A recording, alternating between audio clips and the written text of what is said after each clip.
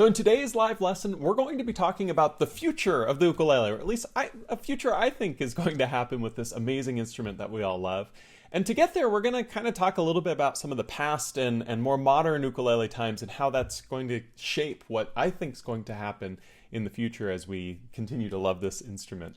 And it's funny because everyone's got different opinions on this stuff, right? And ultimately, unless you were there, it's all kind of conjecture, right?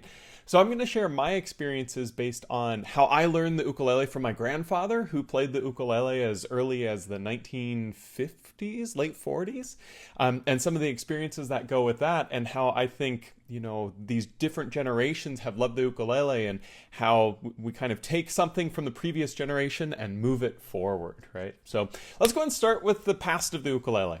Now, we're not going to jump all the way back, even though the ukulele does have an immense, rich history. In fact, there's a great book that's written by John King that I highly suggest. I think we'll link it down in the description below once this video is no longer live. But that's a great thing to read if you want to learn more about how the ukulele started and how it became popular in the West and all of that good stuff. What I'm going to talk about, though, is what I think is the biggest reason that the ukulele first got very popular and kind of stayed popular. What I mean by that is, while it has had multiple fads, it stayed. You know, it didn't become an instrument that just appeared and then completely disappeared. It's always had a role. And I think the reason for that is because, well, it brings music into homes, and that's a really powerful thing. And with the ukulele, because it only has the 4 strings, learning how to play this as a beginner, learning a few basic chords is relatively simple, especially compared to guitar or piano. It's a lot easier to pick up an ukulele and start making music than it is to pick up piano or guitar and start making music. I'm not saying this instrument's easier as an instrument, but at least at the beginning, it sure is. It's a lot simpler to start making music. And when the ukulele was introduced out in the States, that's really what I think made it so popular. Is at that time, you know, radio was becoming more popular, bringing music into homes. But for the most part, when people wanted to have music in their homes, they would actually buy music books and play the music. So it was really popular to have a piano in a home, and really popular for people to learn piano, not just to learn a musical instrument, but to also just experience music and bring music in their home. And that's something that's, you know, really neat, is because there's nothing that quite simulates an actual instrument being played in your home. And the problem with piano, again, is it has that high sort of threshold to start playing and making music. But the ukulele was introduced, and it's like, hey, I can be more casual. I can spend just, you know, a couple hours a week or so, and I can play songs and sing and experience that music with my family. And I think that's why the ukulele got so popular initially. I know from my family's perspective, my grandfather played ukulele. Now, when I say played ukulele, well, he passed away a few years ago, but if he could hear me say that, he'd say, no, I didn't play ukulele. And what I mean by that is he knew a few chords, and that was it. But those few chords were enough not only for him to experience music, but to introduce it to me, which is a pretty cool thing, right? And the story goes that my grandfather was at college, University of Iowa, and my grandmother was also there in college, and she was in a sorority, and he was visiting the sorority or something, and borrowed her ukulele, which is actually right here. It's seen better days. I would love to restore it, but I don't think it's salvageable. But it's this really cheap ukulele, right? Plastic fretboard, wood body, plywood body is what I mean. And it's this little Harmony mass-produced ukulele, right? They bought it for nothing, I'm sure. But my grandfather borrowed it, learned how to play a song, and then when he returned it to my grandmother, he played that song for her. And that's why I'm here, supposedly. And that's really cool, right? Because that is a brief amount of time spent with the instrument to learn enough to be able to bring music into your life, right? And that's such a powerful thing. And that's going to be kind of a reoccurring thread in what I'm talking about today. And so from there, my grandfather bought another ukulele when he started boating. He had a beautiful boat he took up in Canada, and I'd go up with him during the summers and spend a week or so. And on that ukulele is where I learned and where I was introduced to it. And one day when I was about 10, I want to say, my Game Boy ran out of batteries and it was raining, and Grandpa's like, why not try this ukulele? And he hands me a ukulele and a Teach Yourself How to Play Melbe book. And the book was printed probably in the 90s, but it was originally printed, I want to say, in the late 50s. Yeah, it was an old book in terms of the content, but it did the thing of teaching music in a simple way for music to just kind of enter into the home, right? And so I learned a few chords and I was like, hey, this is kind of neat. I was using a felt pick as I was playing, and I was playing old stuff. Bringing the camera down for a minute, the first thing I ever learned on the ukulele was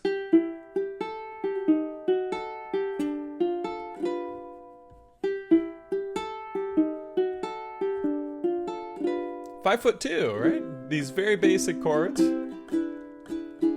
And it was a lot of fun to play this. And what's funny about this is this song is old. This song is almost 100 years old. And I was learning it in the very early 2000s, late 90s. And it's the same song that my grandfather played and played for my grandmother, supposedly. There's no way to fact check this story anymore. But that's kind of neat, right? It's the past being brought into modern times. And that's kind of where I'm transitioning here is when I started learning the ukulele, it was kind of right at the beginning of this more modern boom that we've been experiencing in the late 90s. I'm going to say kind of late 90s to almost today, which I know is a big period of time.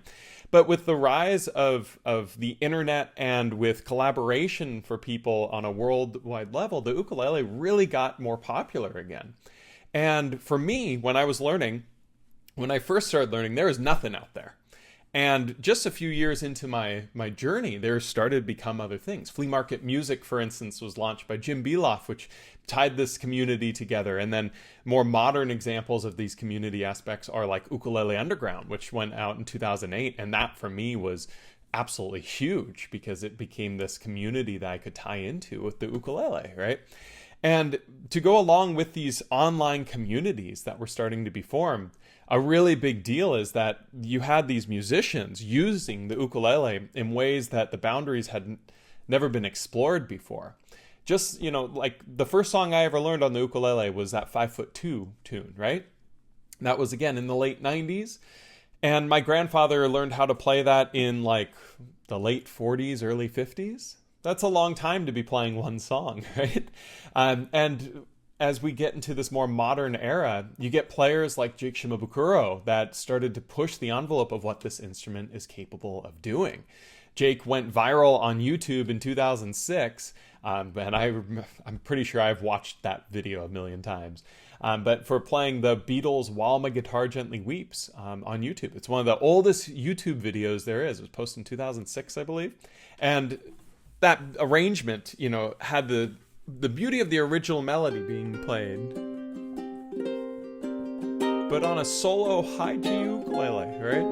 Completely undercutting our expectations of what the instrument could do. And that was such an incredible thing to see because he was going all over the fretboard, playing a song that everybody knew, or most people, and then defying expectations with this crazy cool strum part. And when I first saw this, I was totally entranced. And you might be wondering what this has to do with the future of the ukulele, but you can't have a future without past. And what Jake did with this strumming section made such a big influence on the next generation of players.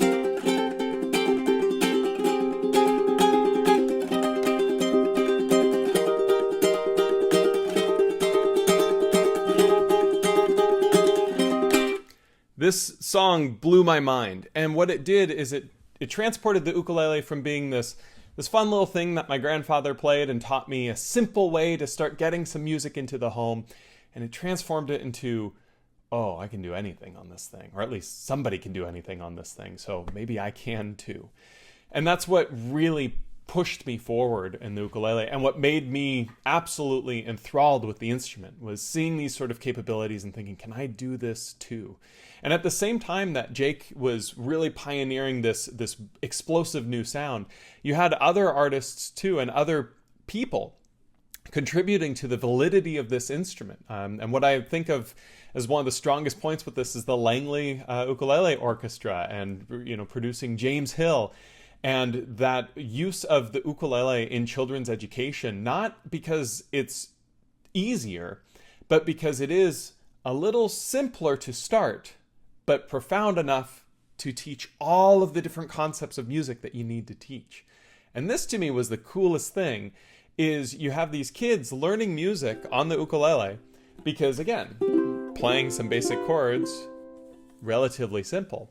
But then because this instrument has the capabilities, they're using it to learn all of these nuances with music and playing absolutely incredible things and producing players, again, like James Hill, one of the best players in the world. And this is all sort of happening right as I'm starting playing and exploding from as we go through. And now it's been 25 years since that started, right? Since I first picked up the ukulele, and so much has happened in this sort of modern time. And the most exciting part about this is where I think it can go from here, because evolution has this way with things. Another thing I really enjoy is skateboarding. I promise this will make sense in a moment. When Tony Hawk landed the 900, if you're familiar with that and heard of the name Tony Hawk, it was thought to be an impossible trick, like impossible, couldn't be done. And now I just saw a video. I believe she was like 9 years old. Like a 9-year-old girl just landed it just recently. How cool is that? How cool is that? And the reason that so many people now have done this trick, a trick that used to take like peak best at the sport, but now kids are doing it, is because kids have been shown that they can do it. It's no longer an impossible thing to accomplish. It's a done thing. People can do it. And if they can do it, I can do it too. So now you have ukulele players that have seen Jake learn these techniques and think, well, I can do that too, and push it in even further directions. Two of my favorite players to watch with this, like Evan De Silva, who's here on Rock Class 101 all the time for lessons. Oh my gosh, his tone's incredible, his precision's incredible. What he's doing with an ukulele is so far ahead and beyond what I thought it was capable of when I was first learning in '99. And Feng Yi, another one of just incredible talent, and he's using different tunings with his ukuleles to broaden the range and do things that were seen as impossible before that, right? So this new generation of players are pushing that envelope in the way that, Jake Shimabukuro kind of started to open. But in addition to that, it's not just the virtuosic stuff, right? This is where that community aspect comes back into play. I mentioned things like flea market music and Ukulele Underground. Well, that allowed people to connect with other people in ways that it couldn't be done before the internet. And so now you have these niche markets for styles of music where the ukulele is popular to be used in like lo-fi sampled music because it's got a cool sound for it. Is that pushing the envelope of the instrument from a technique and virtuosic nature? Maybe not, but is it pushing the instrument in a different direction musically?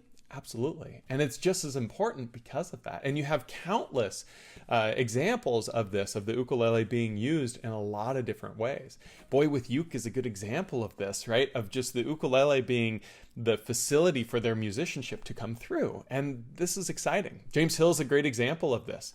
James kind of became a famous ukulele player because he's so good at the ukulele. But as he's progressed with his ukulele playing, he's also progressed with his musicianship.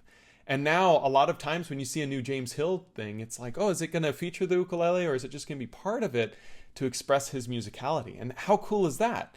It's not somebody who's known for something else, then putting an ukulele in their hands. It's somebody who's known for an ukulele, now doing other things. And the validity there is awesome. Like it's taken seriously as a musician.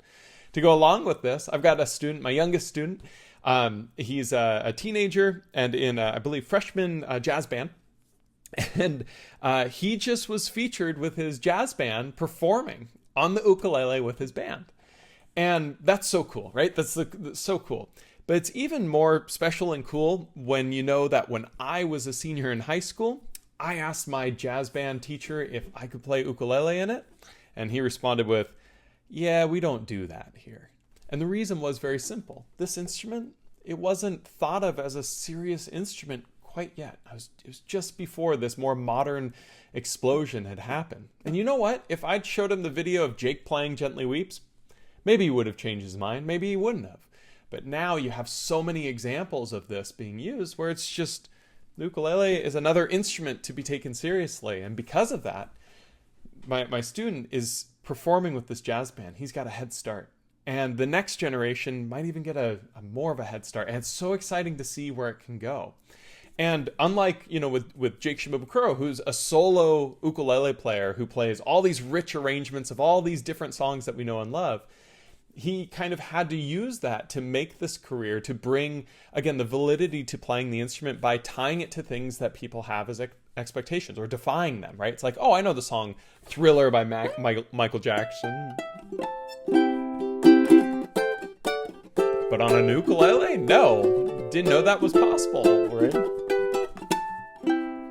The point I'm making here is because he pioneered that, now you have these generations of players who don't necessarily need to cover songs. They can create their own music, or they can cover songs that are lesser known because there's these communities and infrastructure of the online presence where you can find your market and find your audience more easily. So what I see is happening for the future of the ukulele is for it to continue to diversify and continue to broaden in different styles and genres. And some players will be focused on one thing while another will be focused on something very different. And because of how powerful this community is of building online, they'll be able to find an audience and a community to connect with and push the envelope. They're not going to be forced into any little niche, and they're not going to be sitting there with the only thing that they can play being 5'2". That being said, if what you like to play is 5'2", I'm right there with you. Still love playing this song because the pass with this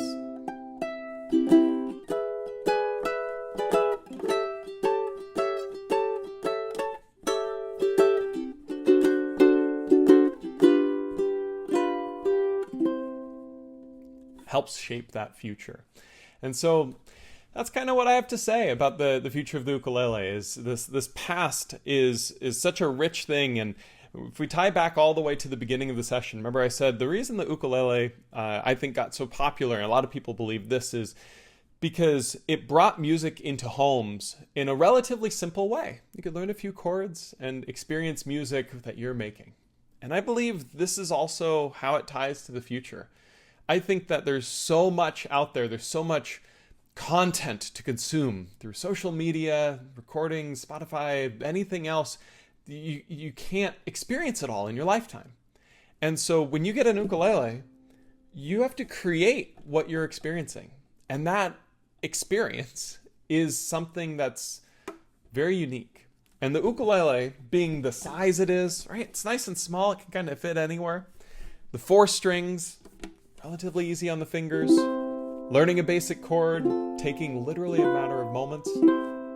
I think that all of these things allow you to bring music in the home, just like it did when the ukulele first became popular in the West. And back then, it was popular because there weren't a lot of other options for bringing in music, right? Now I think it's almost the opposite. It's a simpler form of enjoyment. There's something very pure and special about playing an acoustic instrument and experiencing the vibrations of the sound in that moment live. And I think we're starved for that a little bit. And so I'm excited to see that next generation of players experience the same feeling and sensation that the previous ones have of just feeling the vibrations of the instrument under their fingers. So that's my thoughts on the ukulele, the past, present, and future of this instrument. There's so many incredible players out there to start checking out. I think that the ukulele will not be a gimmick sooner than later. I think that, when Jake got popular, it was like, oh my gosh, look at what this guy's doing on an ukulele. I think there's a little bit less of that now. And now it's just, oh my gosh, that music sounds amazing. Which instrument is that? So if you have any questions as you're watching this live, feel free to leave them in the comments below. I'll be answering any questions I see here, as well as forum posts. So if you're watching this as a recording, every time we do one of these live lessons here on Rock Class 101, I answer any questions left in the forums in between. And so let's go ahead and dive into some of these questions. So let's see if there's any the chat here, and then the forums as well. On Rock Class 101, looks like there's a couple comments. The Bumblebard says, the future of the ukulele seems very bright. I think this is a joke. Seems very bright, but unfortunately not so much for humans. You see, there's evidence that some ukuleles have spontaneously been sprouting eyes and gaining AI-level sentience and can write their own music now on themselves. Though string theory and other math they are using the songs they create to decode the mysteries of the universe beyond human comprehension. I clearly don't know what string theory is, but oh my gosh, that's a good pun, actually. For reals, I think the ukulele's future is bright because of the great ukulele players, teachers, and passionate students of the ukulele that we have now, especially the young players like the ones on Rock Class 101. Yeah, I don't think there's a risk of AI takeover for ukulele, but it will be interesting to see what AI can contribute to the realm. But that's neither here nor there. But yeah, I think it's bright for the same reason. You've got a lot more teachers and a lot more students because of the web, right? You get an outreach. I've made a career now teaching the ukulele mostly through private lessons, and I've had like 3 students in person, and I've given well over 10,000 one-on-one lessons. Not 10,000 different people. Most of my students take lessons for a long time, but I mean, they're all over the world. I literally right now have students on several continents because we can do that with the power of the web. And so I couldn't have done this job 20 years ago. It didn't exist. So it's exciting to see what sort of things could exist 20 years from now that we can't comprehend. Gigi says, that's so funny, Bumblebard. I know one thing about the future of ukulele. It will be mine for as long as possible. Love that. And then Bumblebard says, so glad you find it funny. I was going to bring up the idea of ukulele-based cloning and the Droopa Loompas again, but it's good to mix it up sometimes because obviously UBC is part of the ukulele's future as well. That's so precious, so true. The ukulele will be my future as long as possible as well. Yeah, I love it. I think it's so important to just enjoy it because you enjoy it, right? That's such a wonderful thing.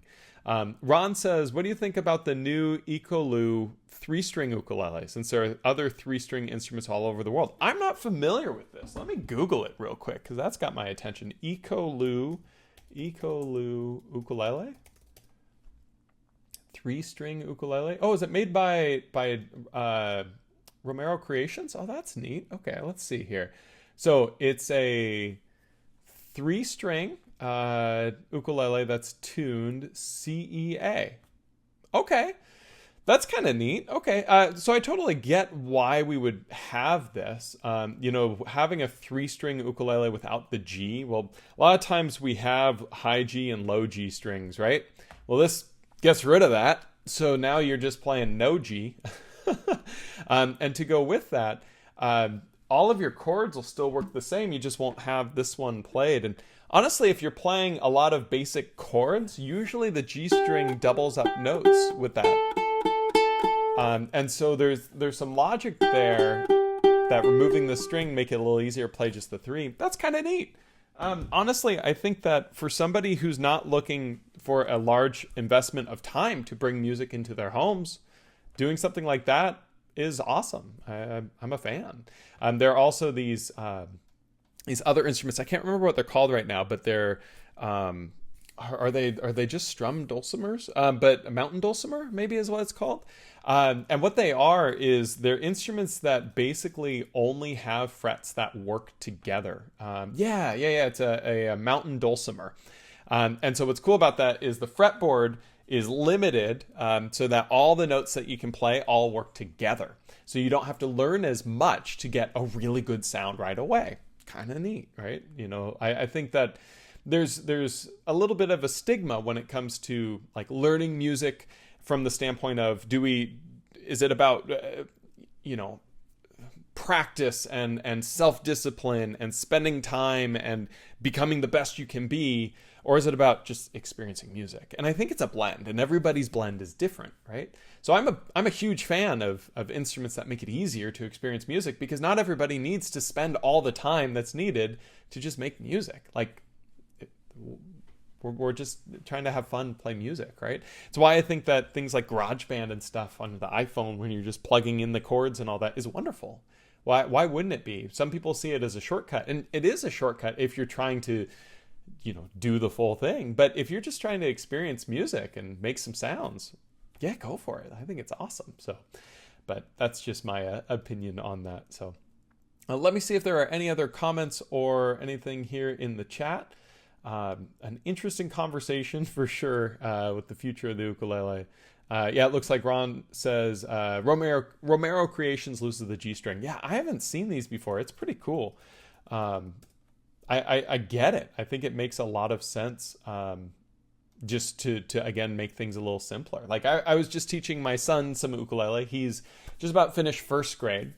A lot of people are like, "Oh, is he playing lots of ukulele?" No, because I'm not forcing the ukulele on him. He's doing some piano stuff and things like that. But whenever he expresses interest, I'm all there. I'm there for him, right? And so he's been playing this wonderful ukulele that the Ukulele Kids Club makes. It's really, really quite neat and color codes the strings and everything. And and he was like, "Okay, I want to learn some chords." So I taught him a C chord, taught him A minor. He couldn't really do them very well, right? Did him okay, like better than if I were teaching him guitar, right? It'd be impossible for him; he'd give up right away. But as he's playing these two chords, he's struggling. But he's like, "All right, now what?" I'm like, "Now we got to practice that for a while." He's like, "Okay, I'm done." It's like, not quite. We got to work on it. Keep making music, right? So that idea of a 3-string ukulele that doesn't have that G, it just makes one less thing to think about. For an impatient kid who just wants to make music, awesome. If you're wanting to, for like my son, for instance, if my goal with it is for him just to experience music, easy is fine. The goal with it is for him to understand patience and work ethic and accountability and, creating a self-drive to be better with it, then yeah, I'd rather him play a normal ukulele. But it is what it is. That's what's cool about it. So, but anyways, any other questions in the chat or anything else? Let me just double check on the forum and stuff. Here we go. I don't see any other questions here. So awesome. Well, thank you so much for anyone who attended this live. We do these every single second Tuesday of the month at noon Pacific time. And we'll be doing them through the summer as well. So we'll be doing them in July and August and then moving into the fall. If you have any questions that you'd like to have answered with this, always check out the forums to be able to leave your question if you aren't able to make this live. And if you have a question watching this as a recording, leave it down in the chat and I'll do my best to answer it. So thank you so much. As always, I appreciate each and every one of you coming out to this, and I will see you next month on the next lesson here on Rock Class 101. Thanks so much.